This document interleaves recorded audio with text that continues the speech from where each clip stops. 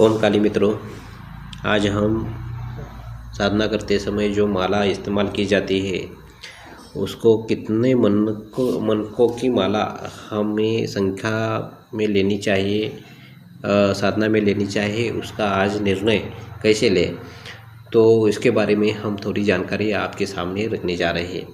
तो मित्रों, साधना करते समय आप आसन हो, कौन सा आसन लेना चाहिए, पिछले वीडियो में मैंने आसन के बारे में बताया है, उसके रंग के बारे में एक वीडियो मैंने बताया है।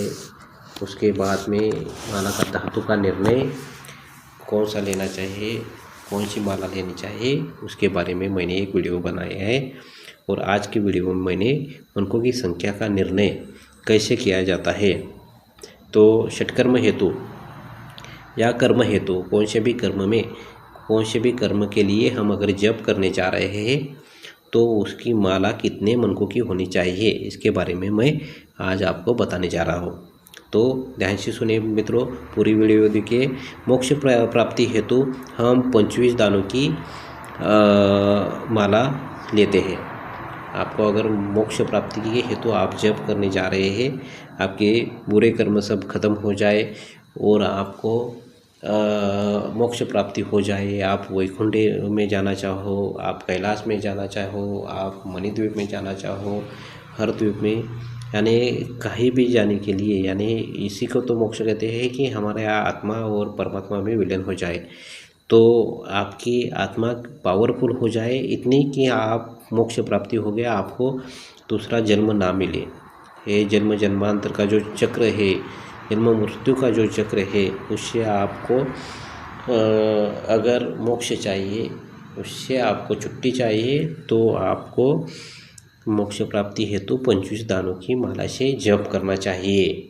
तो जप कौन सा करना चाहिए वो आप अपने गुरु से मंत्र ले सकते हैं। गायत्री मंत्र ज़्यादातर इस्तेमाल किया जाता है मोक्ष प्राप्ति के लिए। गायत्री मंत्र से आपके सब पाप जो है वो खत्म हो जाते हैं और आपको मोक्ष प्राप्ति का मार्ग मिलता है। 25 दानों की वो होती है माला और मोक्ष प्राप्ति है तो आप उससे जप कर सकते हैं। दूसरा है सृजन कर्म हेतु आपको 30 दानों की माला लेनी चाहिए। समझ रहे हैं मित्रों। उसके बाद में आप वशीकरण के लिए 16 दानों की जो माला लेते हैं, उससे जप करते हैं तो उसका प्रभाव बहुत अच्छा रहता है और जल्दी से जल्दी आपका वशीकरण कार्य सफल हो जाता है। उसके बाद में आप अगर किसी का सम्मोहन करना चाहिए, षटकर्म में सम्मोहन की क्रिया जो है वो बहुत महत्वपूर्ण मानी जाती है। तो सम्मोहन में 16 दानों की माला लेनी चाहिए। विद्वेषण हेतु अगर आप जप कर रहे हैं तो उसकी माला 27 दानों की होनी चाहिए।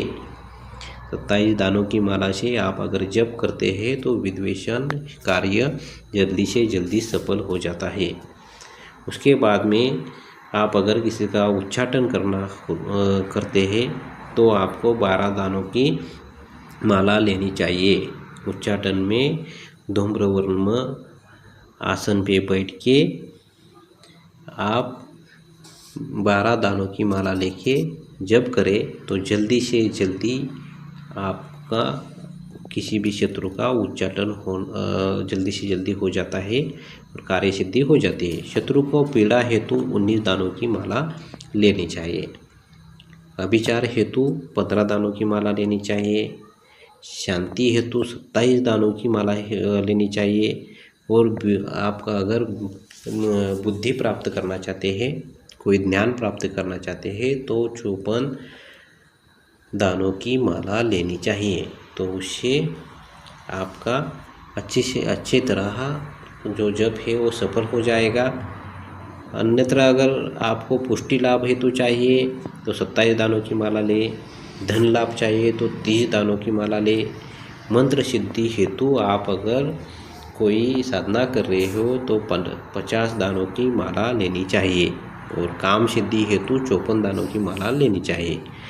इसके अलावा 108 दानों की माला सभी कामों में सिद्धि कारक होती है।